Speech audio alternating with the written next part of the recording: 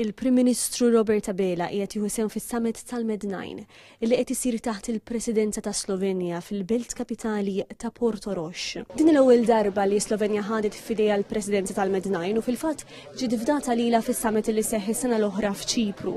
Din is-sena diskussjonijiet ifukaw fuq 3 temi ewlenin li huma l-kompetittività ekonomika fl-Ewropa, l-enerġija u l-klima u l-iżviluppi fil-Lvant Nofsani b'mod partikolari f'Gaza. F'konferenza tal-aħbarijiet mal-mexxija ta' 9 stati membri Ewropej, il-Prim Ministru Robert Abela sostna li Malta se tkompli tagħmel pressjoni fuq l-Unjoni Ewropea sabiex tissaħħaħ il-kompetittività fis-suq waħdini fil-waqt li jiġu mħarsa s-sigurtà tal-provvista u l-interessi ekonomiċi taċ-ċittadini. Spjegajt ukoll il-każ ta' pajjiżna fejn tidħol il-konnettività.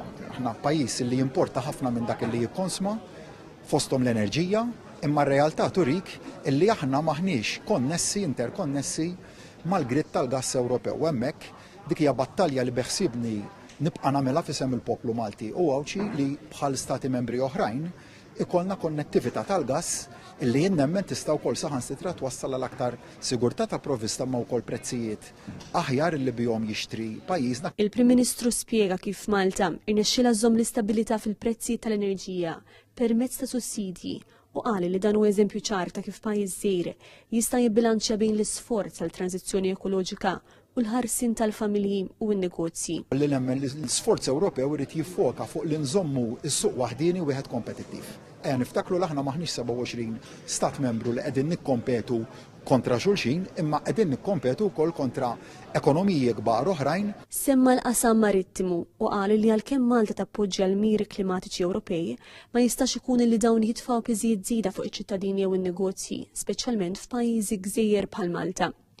Il-Prim Ministru qal li se jressaq dawn il-kwistjonijiet fil-Kunsill Ewropew fil-jiem li ġejjin fi Brussell, fejn se jappella sabiex l-industriji Ewropej jiġu imħarsa u jiġi protetti s-suq uniku u l-kompetittività tiegħu.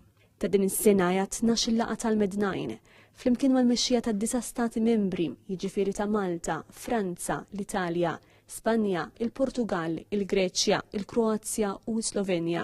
Din id-darba naqdu wkoll il-President tal-Kummissjoni Ewropea Ursula von der Leyen kif ukoll ir-Re Abdallah it-tieni tal-Ġordan li jindirizza lil mexxija dwar il-bżonn ta' paċi u stabilità fil-Lvant Nofsani.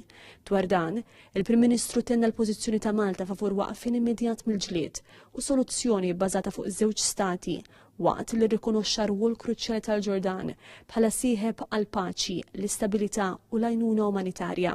Francesca Tard, mis-Slovenja, għal TVM News.